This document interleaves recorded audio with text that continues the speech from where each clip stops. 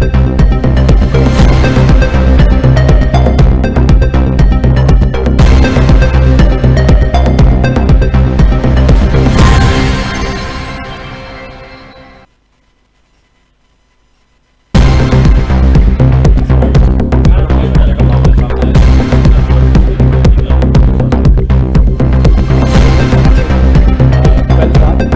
देर रात हमें सूचना मिली थी, एक बाई स्टैंडर ने सूचना दी थी कि वहाँ पर जब वो रास्ते से गुजर रहा था हाईलिंग सिटी के पीछे, बाबा श्री होटल के पीछे की तरफ, तो वहाँ पर उसने देखा है कि कुछ लोग किसी व्यक्ति के साथ मारापीटी कर रहे हैं। तत्काल जब डायल 100 और बीट की गाड़ी वहाँ पर पहुँची तो वहाँ देखा कि वहाँ पर स्पॉट पे काफ़ी जगह पे ब्लड पड़ा हुआ है, परंतु कोई बॉडी नहीं मिली। जब फोर्स को और बुलाया गया और ब्लड के ट्रेल को ढूंढना शुरू किया गया तो पीछे की तरफ देखा कि एक जो खाली कंपाउंड वाली जगह थी वहाँ पर बाउंड्री के पीछे एक आदमी मृत अवस्था में पड़ा हुआ था, जिसके बॉडी पे काफ़ी सारे स्टैबिंग वुंड्स थे। वहीं घटनास्थल के पास एक बैग मिला था उसका, जिस बैग में ऐसा लग रहा था कि जैसे कोई ट्रैवल का बैग हो। उसमें उसके कपड़े, टॉयलेटरीज, जूते इत्यादि पड़े हुए थे और साथ ही साथ लखनऊ से ट्रैवल करने की हिस्ट्री की एक कुछ रसीदें पड़ी हुई थी। इसके ऊपर जब पुलिस ने तफ्तीश शुरू की तो जो ब्लड की ट्रेल और आगे जो बाई स्टैंडर था उसके अनुसार जो हमें सूचना मिली थी उसके अनुसार हमने आगे पीछे के जब सीसीटीवी कैमराज चेक करना शुरू किए तो कुछ हमें संदिग्ध लोग वहाँ से मूव करते हुए दिखे।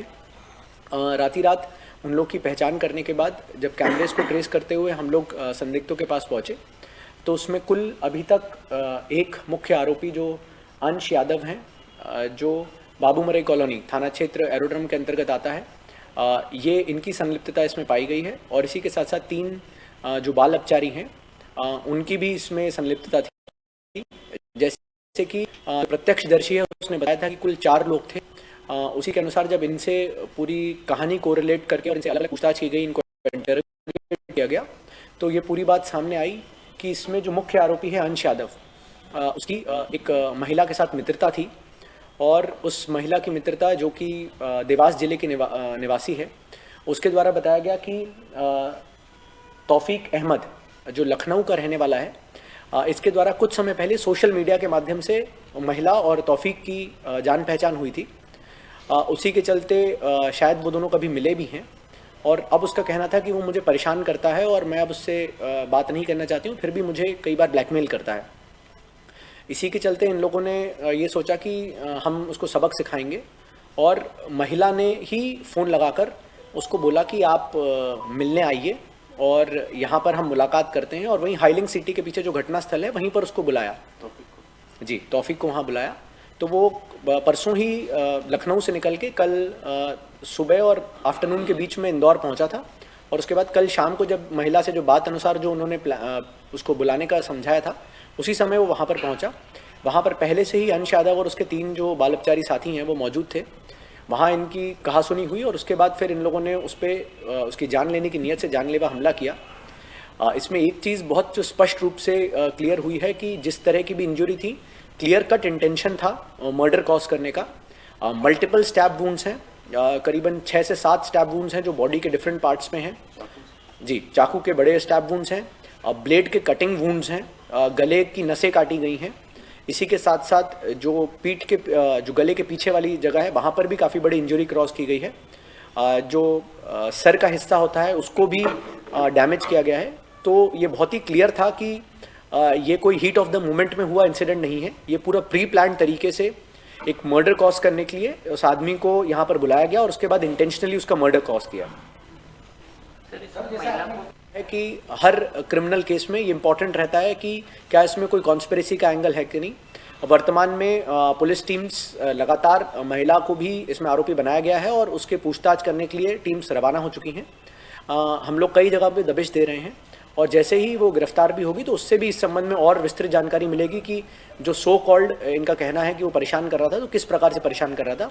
वर्तमान में हमारे पास ऐसे कोई भी साक्ष्य नहीं आए हैं डिजिटल या अदरवाइज जिससे ऐसा पता चले कि इसके द्वारा कोई उनको परेशान करने का या ब्लैकमेल करने का या जैसा ये क्लेम कर रहे हैं कि जिस कारण से इन्होंने ये कॉज किया है मर्डर, इसके कोई साक्ष्य अभी हमारे पास अभी नहीं आए। इसकी एज कितनी और बायोप्सिक्शन क्या करते हैं? जी इसकी एज अभी 27 ईयर्स है।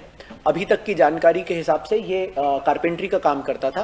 पहले 1-2 बार इंदौर आया हुआ है और महिला से नहीं मतलब अब एक दो बार इंदौर आया है, मुझे लगता है जब एक बार महिला सामने आएगी तो और चीज़ें पता चलेंगी कि कितनी बार इनकी पहले मुलाकात हुई है।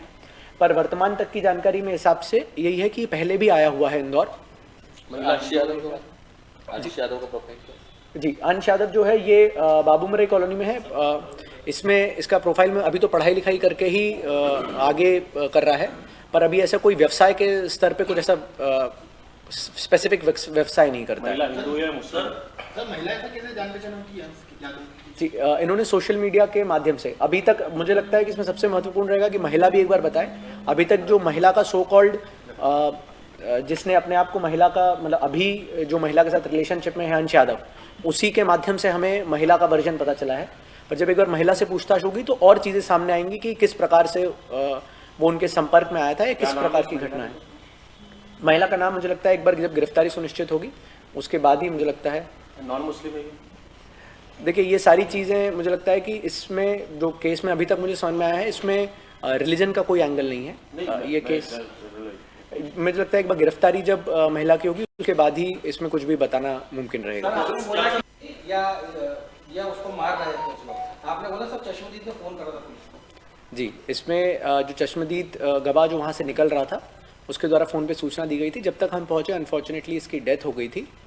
और मुझे लगता है कि जिस तरह के वुंड्स हैं इसमें, और जैसे मैंने आपको बताया इतनी मल्टीपल इंजरीज़ हैं, अनफॉर्चुनेटली बहुत कम टाइम रहा होगा इसके पास। और जैसा पीएम में भी समझ में आ रहा है कि जो एक्सेसिव ब्लड लॉस हुआ है उसी के कारण इसकी डेथ कॉज हुई है।